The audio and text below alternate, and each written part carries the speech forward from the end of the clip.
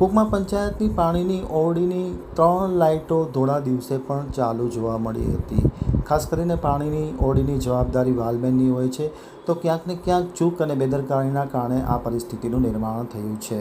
હવે જોઈએ કુકમા આમતક ન્યૂઝ બ્યુરોમાંથી પુનિત ઠક્કરનો એક વિસ્તૃત અહેવાલ. કુકમા પંચાયતની જે પાણીની ઓરડી છે તેમાં ધોળા દિવસે પણ 3 લાઇટ ચાલુ રહેતા અનેક પ્રકારના સવાલો ઊભા થયા છે. ખાસ કરીને ભુજ તાલુકાની કેટલીક ગ્રામ પંચાયતો આર્થિક સંકળામણ અનુભવી રહી છે, ત્યારે કુકમા પંચાયતની સ્થિતિ ખૂબ સારી છે. વહીવટ પણ ક્યાંક ને ક્યાંક સારો છે, પરંતુ ગઈકાલે વરસાદની સિઝનમાં કુકમા પંચાયતના બોરની ઓરડીની 3 લાઇટ દિવસે પણ ચાલુ જોવા મળી હતી. જવાબદારી કોની છે એ નક્કી કરવાનો સવાલ ઊભો થઈ ગયો છે. ખાસ કરીને વાલમેનને આ જવાબદારી સુપ્રત કરવામાં આવતી હોય છે, પરંતુ ક્યાંક ને ક્યાંક વાલમેનની બેદરકારીના કારણે આ દિવસે 3 લાઇટો ચાલુ રહી ગઈ છે.